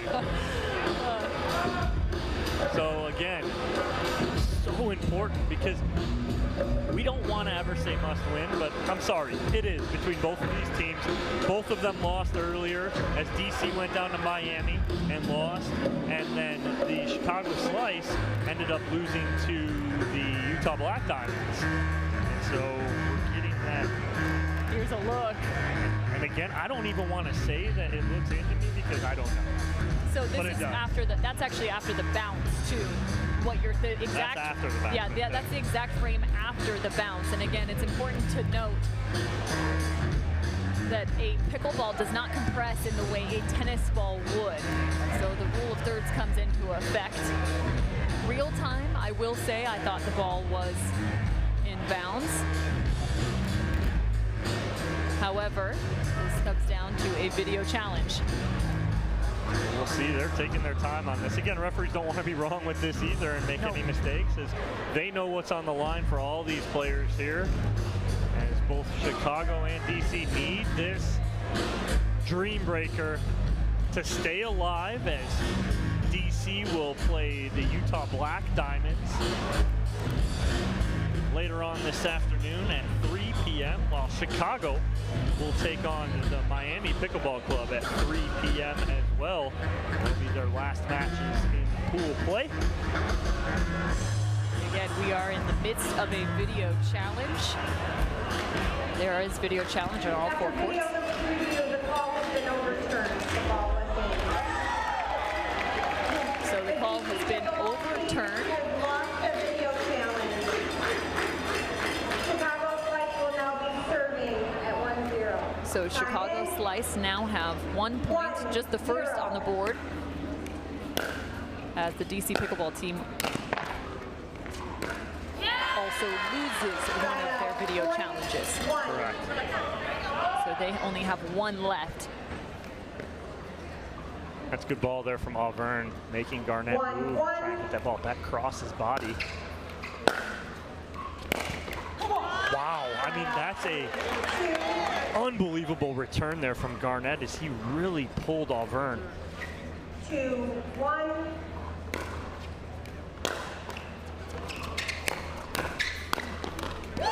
Garnett goes up the line, then cross court. Beautifully done and a good start for Chicago, as that did not happen in their, they went Dreambreaker against Utah as well and did not have a great showing, but that's a good start there for Connor Garnett. So next up, Querrey and DeHeart. Querrey gets the first. Oh boy, this is so fun. 2 former pro tennis players going head to head in singles.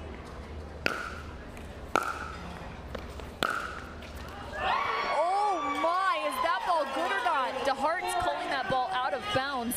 That was an inside-out forehand from Querrey that looked awfully close. Yeah, no, I know. And now this is where it also gets interesting. Remember, the DC Pickleball Team only has 1 challenge left. Right. So if they are wrong, they will have no more challenges left. Well, and let me rephrase that. They have the opportunity to continue to challenge, but there is a risk if they challenge and are wrong, then they will have a point subtracted from them. Yes, yes. again. Beyond this point. Again, everyone at home, you got all that again? As we explain it again, as we are now 6 points in and have another challenge. This time on the side of DC. So if it stands, the DeHeart call of out, it'll be 4-2. If the call is overturned, it will be...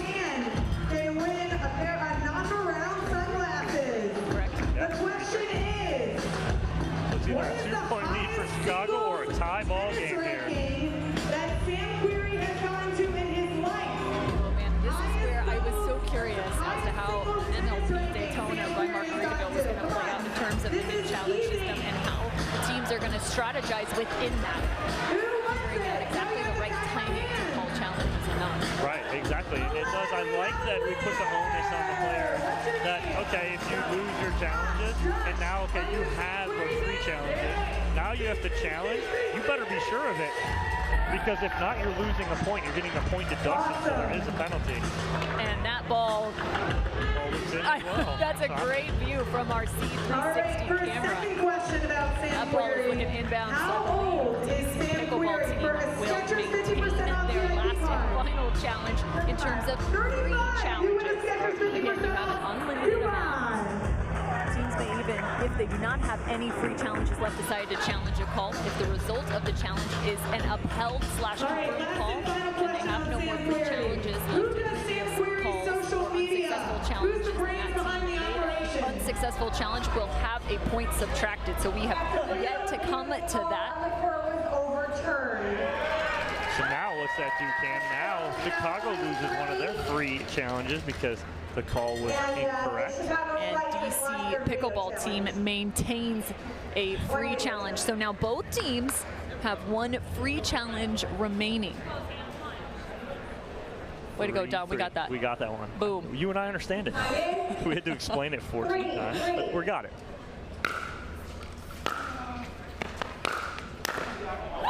That's such a good ball there from Sam Querrey as you see him keep that ball nice and low over the net. Well, and he's really working the inside-out forehand. Both of those shots he made in the last 2 rallies were winners.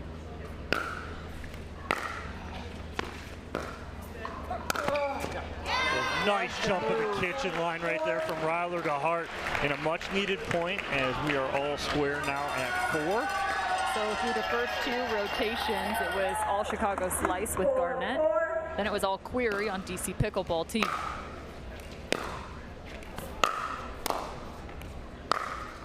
Now it's Ackerman and Hendry as the Chicago Slice add 1 more. Big difference maker here, Emily Ackerman against Amanda Hendry. I thought this one was pretty even with Hendry taking a little bit of an advantage in.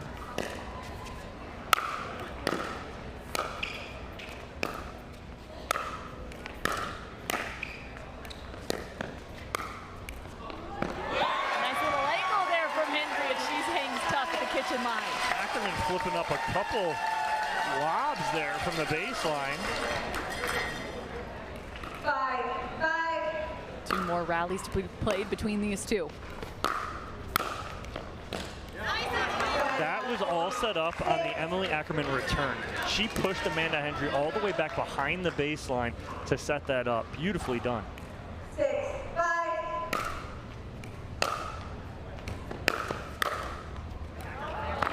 Oh, and the trickle. She tried to toss her paddle to get there, but it didn't work. All square here still now at 6, and it is Shelby Bates and Susannah Barr. So 2 and 2. 6, 6.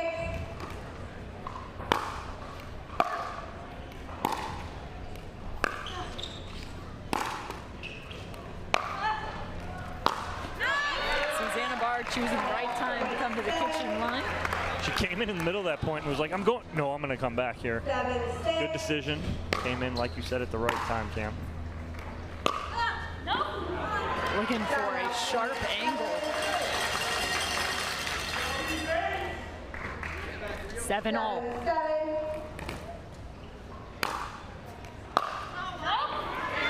And again, missing with that backhand. Susannah Barr drops another. 8-7.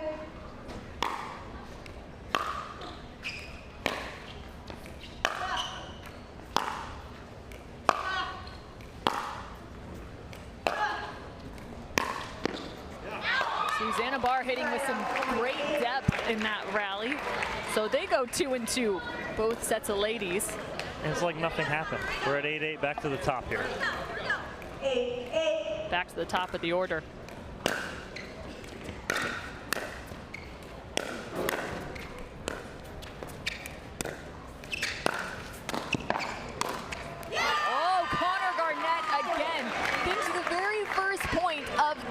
Dreambreaker, and it was the forehand of Connor Garnett up the line. That was his setup shot in this second round for these two.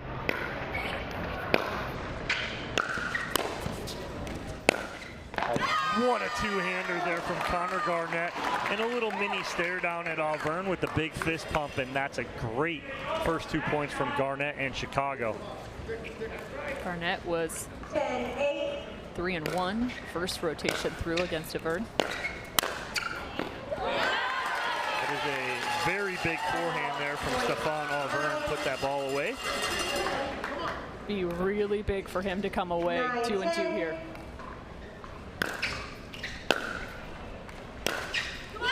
Instead, Connor Garnett goes 3-1 again. That's a big 3-1 victory there for Connor Garnett and the Chicago Slices. The players and teams will switch ends here, with Chicago up 11-9, going to the former tennis pros, Sam Querrey and Ryler DeHeart. Yeah, and it's interesting with these two fellas matching up yet again against one another. It was 3-1 Querrey. He loves that inside-out forehand from the baseline. Ryler DeHeart also liking that as well, as he's the lefty. Well, then again, what do I know, right? I said DeHeart had maybe an advantage because of his experience. But again, Querrey with some great forehands, like you said, inside out. But the key to those forehands is he's keeping that ball so low and over the net. It's hard for DeHeart to do anything with them. So we'll see if he can continue that. He needs another 3-1 here to even this up.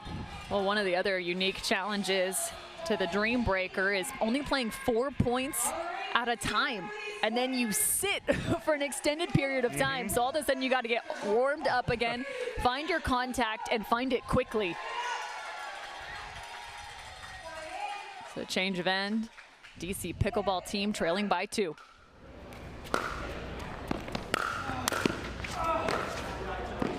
There's the reach of Sam Querrey.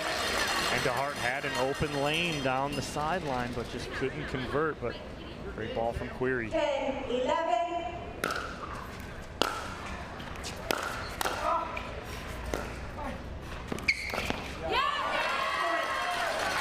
It's a good ball right there from DeHeart if he could just execute that. But again, Querrey playing the hard and soft game, popping that ball in.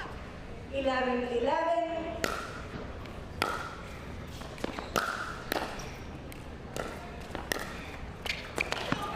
Oh, DeHeart with a nice shot. A good touch there from DeHeart up at the kitchen line. And a big point here for DeHeart in Chicago. Will he tie? 11. And he does. They go 2-2. Remember that rotation as the ladies now hit the court yet again. 13-11.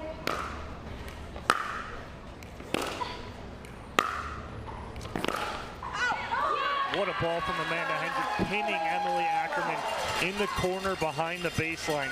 Great start for DC and Hendry. 12-13.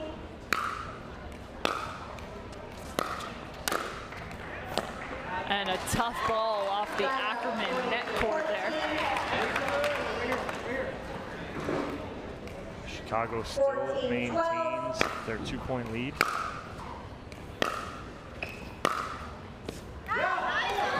And another for the Chicago Slice.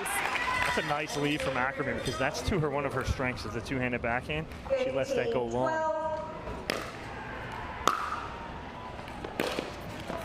Hendry with a beautiful return, tagging the baseline. They go 2-2.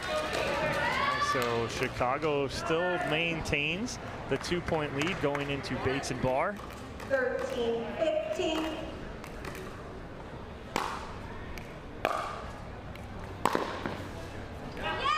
Wow. Talk about a nice two-handed backhand return from Susannah Barr right there. 16-13.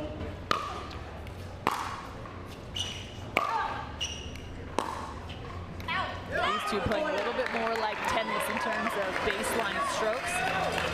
Good start here for Barr in Chicago as they take a 4-point lead here. Big point here for Bates.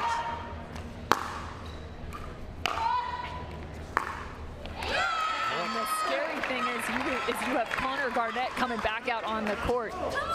Who's 6-2 going into his matchup here, stepping up one more point before him and Auvergne get back on court. And Cam, you point that out right there. If Susannah Barr takes this point, they take a 6-point lead, and that sets up Connor Garnett to win it. Well, and it's interesting too, because as you make these lineups, right, you have to be thinking there's going to be advantages, and that's where you might find a guy versus a girl moving on into the future for these Dreambreakers, where we've seen the women go head-to-head with a fella, and it has been electric. Some of them just outstanding in that regard. Well, I mean, in Mesa, we had the New York Hustlers playing the Fives, right? And the New York Hustlers put their lineup out there first, and they led off with none other than Tyson McGuffin. Well, captain of the Fives, Anna Lee Waters, goes, oh, you're going with Tyson first? Well, I'm going first.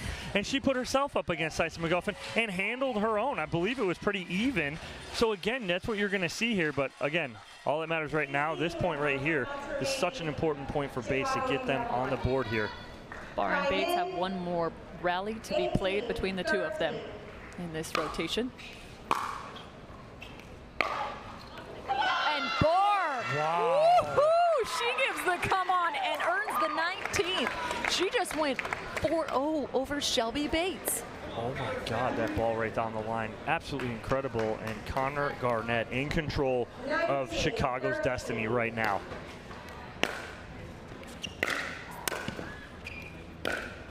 Oh boy. Connor Garnett perfectly placed. So match point for the Chicago slice.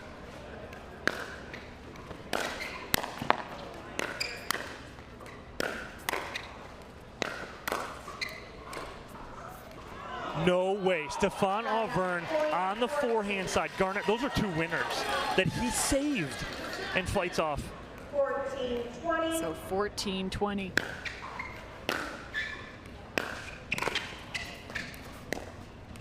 And another for Auvergne. Make it 15.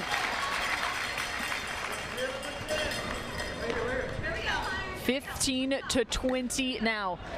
The freeze in effect on the opposing side for the Chicago slice. 20.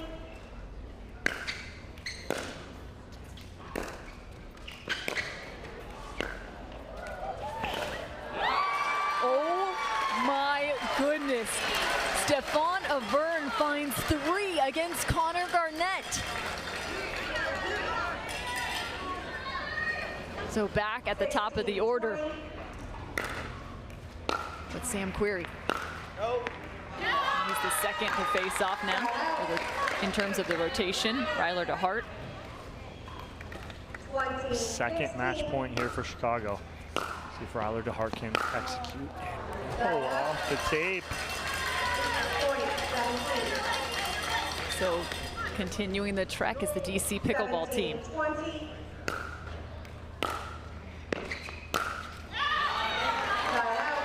The third match point opportunity for the Chicago slice. 20-17.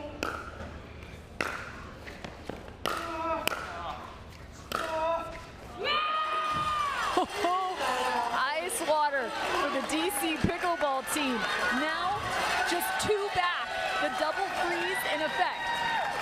Wow, what a comeback by DC here. 20.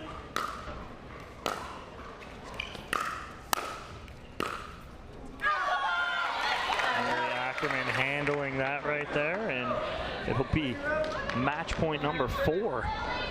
here for Chicago on the paddle of Emily Ackerman.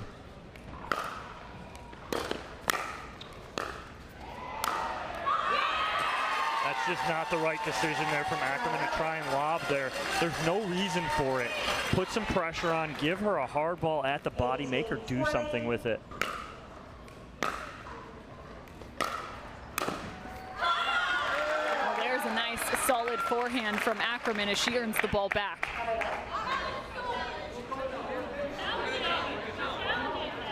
Well, now there's going to be a question. I believe Hendry called that ball out of bounds. So they're calling it out because, and what DC is saying is they're calling it out because they're like, what do we have to lose? All right, the Chicago, I'm sorry, the DC Pickleball Now there's team also will something to be said that there can be conversation between teammates in terms of line calls. However, the official line call has to come originally from the court and the player on it. And here's a look at the ball. Ball looks in to me pretty clear right there, but now let's talk about this, right? So that ball's in. That's the third point between Ackerman and Hendry. Ackerman's gonna have a chance here to serve for the match. If she doesn't, and there's a side out, we're switching and we're going back to Barr and Bates to try and decide this here. We're getting all the way through the rotation a third time here. But I know Emily Ackerman is going to want to end this here for her team at 2019. And again, both teams had one free challenge to this point remaining. The Chicago Slice are challenging this out call from Amanda Hendry. I mean, look at it this way too, Cam. It was 19-13. Chicago was up 19-13 in this singles and have not finished here. It is a 6-1 run by DC to get all the way back within one. 4 match points have been fended off at the hand of the DC Pickleball team. Oh man, I'm getting anxious here. I know, right? This is about as good as it gets. You go back to that second mixed doubles competition that the Chicago Slice picked up, 24-22, when they faced off against multiple match points, not just game points, but match points at the hand of the DC Pickleball team.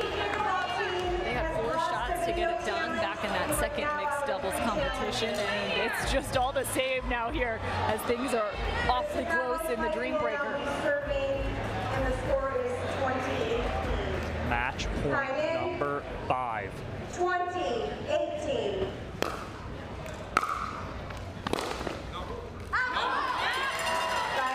And out of bounds is the call. All comes down right now to Susannah Barr and Shelby Bates. 18-20. Looking to find the 19th here is DC Pickleball team. And they do.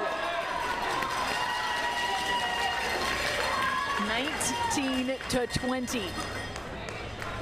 Shelby Bates wasn't able to score a point in the last rotation against Susannah Barr. She has now.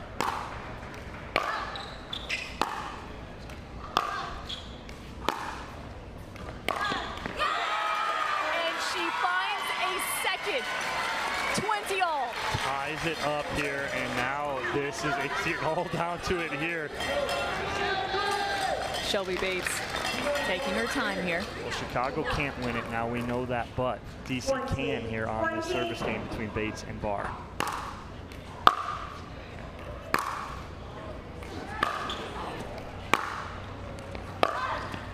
Oh, and Susannah Barr goes down the line.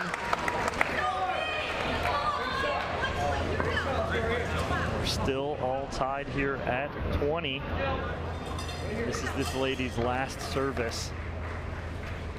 So it's either going to be 21-20 or 20 all still back to the top of the order. 20 all. Oh my goodness. Susannah Barr misses the serve. And Garnett and Auvergne for the 4th time. 20.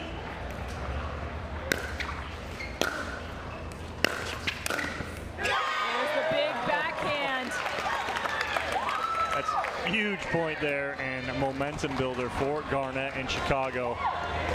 20. Score remains 20-all. Oh, beautiful by Connor Garnett. And Cam, this is match point number 6 here for the slice. 21-20.